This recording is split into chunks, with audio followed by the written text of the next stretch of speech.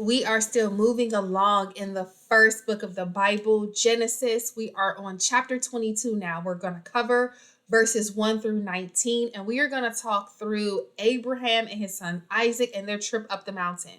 So, we have followed Abraham as he and Sarah have had name changes, wandered, met with kings, been in and out of different countries, and how they were promised a child, and that child that they were promised was finally born. They have been able to raise him through infancy into early childhood, and now we have a young lad who is going to be with his father, and we're going to watch how this story plays out. We have heard a lot of different stories. Most of us have heard, there's a ram in the bush.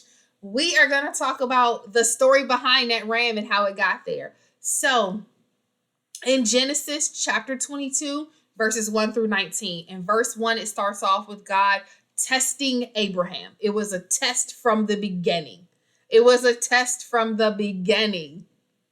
So, God tested Abraham and said, called out to him and said, hey, I want you to take your only son, Isaac, whom you love.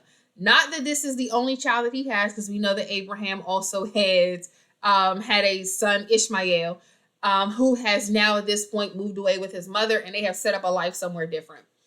But I want you to God wants Abraham to take Isaac, the son that he loves, the one that was promised to him, the proof of his faithful walk with the Lord, and take him to the land of Moriah. He wants him to go all the way up this very tall hill to a place where they can sacrifice and offer your son as a burnt offering. God has asked him to do that. So before we go anywhere else, I am going to pause real hard right here. God said from the beginning it was a test. He never intended for Isaac to be sacrificed.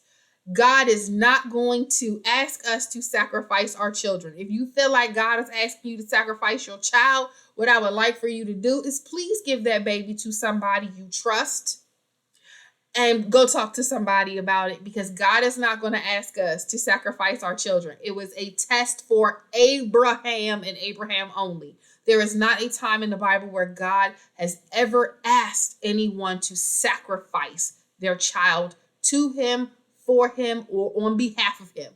He asked for that. So we're not going to do that. So verse 3, it says that Abraham arose early in the morning. He got up, he got his donkey, he took 2 young men with him, and they cut wood for a burnt offering. So they have all the pieces that they need for this sacrifice that God asked him to make. And so they walk off into the distance, because God said, you're going to go to the land of Moriah. And so he starts walking in that direction. Now, I'm certain while he is walking and praying, God, you promised me this son. I trust you. I love you. I know that you have what's best for us in this. And I know that you're going to work this situation out. It don't seem likely, but I know it's going to happen. I am certain that Abraham was praying as he traveled. But he continues on because he trusts God and knows that this is not the end of the story. God wouldn't have promised him this. God wouldn't have given him this if he meant for him not to have it. So they traveled for 3 days. And in 3 days, Abraham looked up and sees the place where God wants him to go and make this sacrifice. And so Abraham tells the young men that were with him, or the slaves, the servants, whatever you want to call them, the young men that were with him, to stay with the donkey that's been carrying this bundle of wood for this sacrifice all this distance over these days. And he says, y'all stay here, but me and my son are going to go and worship, and we will come back to you. And the King James, it says, I and the lad will go yonder and worship. Y'all know yonder, go a ways away and worship and come again to you. He said it because he knew and he trusted God, that while God asked him to do this thing, he knew that God wasn't going to, that wasn't the end of it. He knew there had to be more to it, because he has a relationship with God. He understands how God works. He understands how God works in his life. So he feels that God is going to step in. He is waiting for that moment. It hasn't happened yet, but he is waiting for God to step in.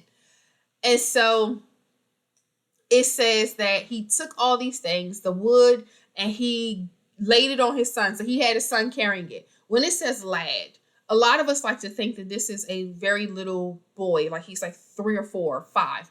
I think he was older than that because there's a conversation that takes place. Also, he put this wood on this boy and he's carrying it. This wood for an offering would be several logs of wood, like you would light in your fireplace. That's not really easy for a 5-year-old to carry or manage. I think that he's much older. And when you look at the definition of lad, it kind of gives you like between 8 and 17. So he could be very well several years older than we expect him to be. But here's why I think that he's not like 4 or 5 years old. I think he is like mid 10 to 15 age. And it says in verse 6 that he gave the wood to his son to carry, and he himself carried the fire and the knife. And the two walked on. In verse 7, Isaac says to his father Abraham, he was like, Dad? And Abraham answered him, was like, yes, son. And he said, look, we got fire and we have wood, but where's the lamb for the burnt offering? I know how a sacrifice works because I've been trained in this. Abraham is a good dad. He's a believer in God. He has trained his sons on what it is that they're supposed to do for God and sacrifice. He has trained them on how to worship God through this sacrifice, how to atone for sin. He has taught them what he knows about this. So this kid knows and understands that there needs to be a lamb for this. There has to be a sacrificial lamb. There has to be something to lay on this altar that they're going to make. There is something that is going to be burned in this fire. And so in verse 8, Abraham said, God himself will provide the lamb for a burnt offering, my son. So the two walk on. He said, God himself will provide. He is in here. I know he is in his head praying, God, send the lamb. Lord, you know this. He done figured it out, God. He done figured out what's going on. You got to send this lamb. You got to come through for me. He is praying and interceding and talking to God. And I'm sorry, he having all types of conversations in his head with God about what he's been asked to do. And so in verse 9, it says they came to the place that God has shown him. Abraham built an altar and laid the wood. He built an altar and he laid the wood. He set this thing up so that he can go through with what God asked him to do. It says he bound his son Isaac and laid him on the altar on top of the wood. So at this point, this is one of the places where I say Abraham and Isaac, 1, know God and understand how this works. 2, this is not a little kid. His son is consenting to this. His son at this point understands that the lamb isn't here. It's me. I'm the sacrifice that we're looking for. I'm the sacrifice for this altar. And he relinquishes himself to be put in this space. I don't think that there was a tussle. I don't think that there was a fight. I don't think it was any of those things. I think he understood what God was asking, and because he understands and loves and trusts God and knows the promise that was on his life, he himself is praying and interceding and waiting for God to step in and provide new instructions. His father said God will provide the lamb. He is waiting for the lamb. He is not worried. He's not stressed. We don't see where it's a whole lot of, when they had a conversation, it was mentioned in the Bible. So I don't think it was a whole lot of to do about this. I think that he, at this point, understood and was waiting for God to come through. In verse 10, it says, Abraham reached out his hand and took the knife to kill his son. Took the knife. He stretched forth his hand and took the knife. He reached to pick it up. When he got his hand on it to pick it up, we always like to depict him like in pictures holding it up in the air. I didn't see that in my study. What I saw was that he could put his hand on it. That he understood and was like, okay, God, if you done brought me to this point, and this is where you have me, I trust you above anything else. I'm going to go with it. Either it's not going to work. It's going to be something to this that makes this not what it seems. Something about this is divine. Something about this has your hand in it. So I'm going to trust it. He just put his hand on it. He just put his hand on it. He ain't raised. I didn't see raised up in here. I saw put his hand on it. So he took the knife and the angel of the Lord called out to him. In verse 11, it says, Abraham, Abraham. The angel called his name and said, don't lay your hand on a boy or do anything to him. I know that you fear God and that you wouldn't withhold your son. We have a tendency to make the thing that God promised us an idol. And instead of us worshiping God for bringing us the promise, we worship the promise once it gets there. We've had situations where, and I mean, just in general, we've had situations where we have struggled with infertility. And when a child is finally given, this child takes precedence over everything. This child is untouchable. You can't discipline this kid. You can't say nothing harsh to this kid. The teachers can't assign homework. The teachers can't make them do a project. They can't make them sit down. If they want to have recess all day, they get to have recess all day because this is the promise that God gave me. But you have a responsibility to teach them the way they should go. You have a responsibility to parent them. And this doesn't get circumvented. So if this kid decides, oh, I don't want to clean up. Oh, well, this the baby that I prayed for. I got to treat him right. I got to take care of him. I got to do this. Discipline is part of treating your children right. So we don't want to make it an idol. We have prayed and prayed for cars, for jobs. And now we working every day and we don't have time for the same Bible study and intercessory prayer that we was sitting in while we was praying for the car. The Sunday services where we was out on the altar every day praying for this job. Now we don't have time to participate in that anymore. God just wanted to see if Abraham was committed to the thing that was promised or to the promise maker. If he was committed to the blessing or the blessing giver. That was the test. It wasn't ever about killing his son. God ain't asking him to kill his son. God didn't ask us to kill no kids. Please, dear God, do not. Do not. That is not what he's asking. But it was a test to see if he was going to worship the God who gave him the promise or the promise that was fulfilled. And so in verse 13, it says, and Abraham lifted up his eyes and looked. And behold, a ram caught in a thicket by his thorns. Or a ram has his horns, those circle horns that are on a ram's head, are now tangled up in a bush. And that bush was holding him there. Now, I'm certain had either one of those guys seen it ahead of time, they definitely would have been like, Lord, you provided. It was already sitting on top of the mountain, and they would have never went to the step of having him bound on this altar. But it is God sent this. And we talk about God sending a ram. There's a ram in the bush. This is the sacrifice that God provided in place of, because he did intend for worship to happen. What he didn't intend for was his son to be part of it in that way.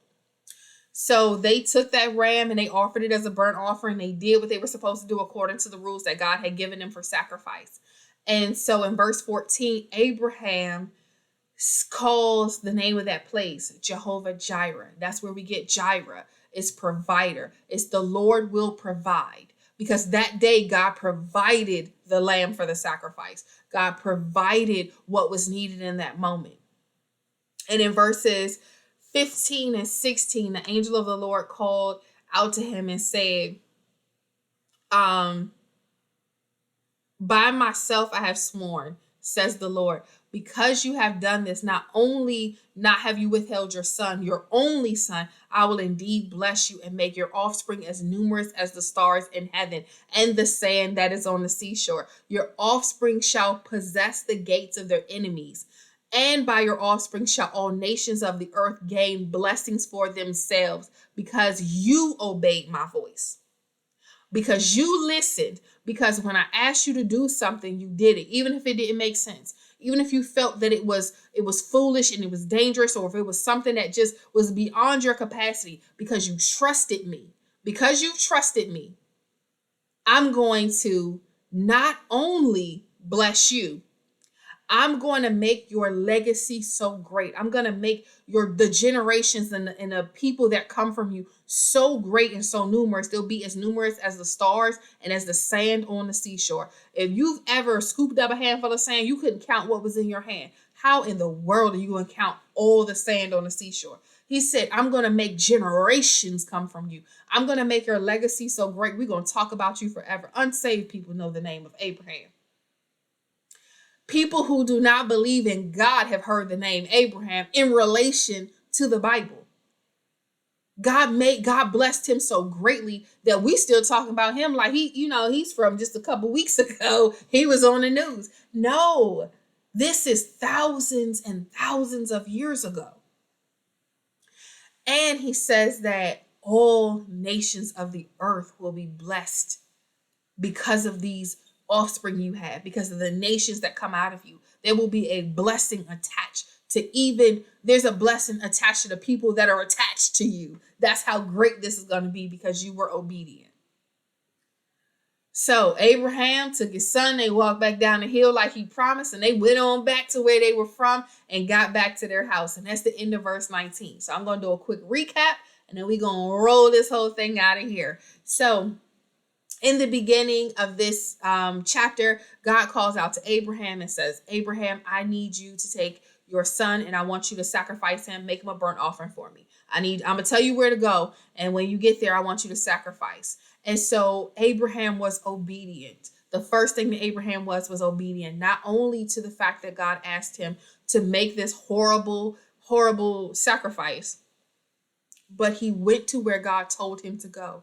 Had he not gone, he'd have been out of position. That ram would have been sitting in the bush waiting for him where he was supposed to be, but he would have been in a different place doing something that God wasn't intending. It started off as a test. It was a test from the beginning. He never, ever, ever intended any harm to come to Isaac. Never intended any harm to come to Isaac, and that's why none happens.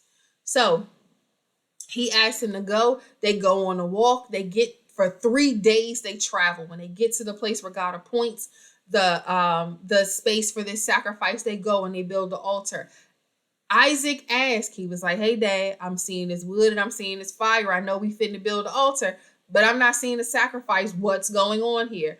And his father tells him because he trusts God and knows that God is going to come through for him. He knows that God is going to come through for him. He said, God going to provide that. Don't even worry yourself. God going to provide it. And when they get there and there's an understanding of what the sacrifice is, Isaac trusts God and trusts the God and his father enough to know that I'm going to ride this one out. I'm going to ride this one out. And as soon as Abraham puts his hand out for the knife, he pulls it back and he is able to say, he's able to hear the angel of God tell him not to move. Don't do it. This was a test. You have passed. You don't have to go no further. And I like to point out here in my own understanding, my own thing is, I think sometimes God will test his faithful to see how he can bless us in the future. God understood that we would need a perfect sacrifice so we could eliminate, these sacrifices of animals and things that they did during the Bible times. That this needed to come to an end. It wasn't going to work well. We were going to go through animals too quickly. The sin is just getting so great that it's just, I'm going to stop killing off all these creatures that I created because humans wanted to act a fool. So he understood that we needed a better sacrifice. And so before he sacrificed his son, he asked that we would be willing to do it for him. Not that we have to, but will we be willing to do the very thing that he was going to do for us? You ever ask somebody, could you borrow $5 to see if they would lend it to you? So when they need something that it's okay for you to reach out and provide it for them. So I think that's what happened. But again, I say that's just my understanding. That's my conversation with God. But in here, he does provide a sacrifice in place of Isaac so that this family is not changed in any way other than strengthened in faith. And so they sacrifice this ram. They go and worship. They come on back down the mountain. They meet up with the servants that were traveling with them as promised. And they get to go back. And when they finish worshiping, Abraham calls out Jehovah Jireh. He says, God, my provider, because God provided the thing that he needed in that moment.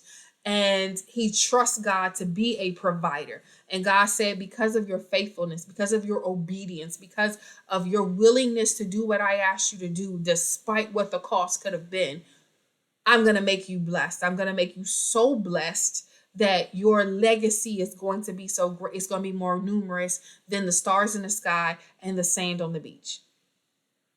This is what it is. You're going to have a people that are so numerous that it's going to be, you're going to be unable to determine who's who. It's going to be so many people, everything going to seem like it belongs to you. And everybody that's connected to the people connected to you are going to be blessed. It's going to be secondhand blessings on these people. And that is where we wrap for today. So I want you guys to remember, be obedient to the thing that God asked you to do. It doesn't matter how outlandish, it doesn't matter how crazy, it doesn't matter what it is. Be obedient. Go where he tells you to go and do what he tells you to do, because God is sitting there waiting for you with a blessing, with a miracle attached to it. And if you are ever in a space where you are in need, remember that God is a provider, and pray back his word to him. Tell God you are a provider. Call on Jehovah Jireh and say, this is what I need. And then really make room for the blessing that God is giving you. And then, remember, sometimes you just blessed because you connected to the right people. So make sure you connected to a Bible teaching, Bible believing, Holy Spirit filled church, because that'll help you be connected to the source, be in relationship with God. You guys, I pray that you all have a fantastic week and you be blessed.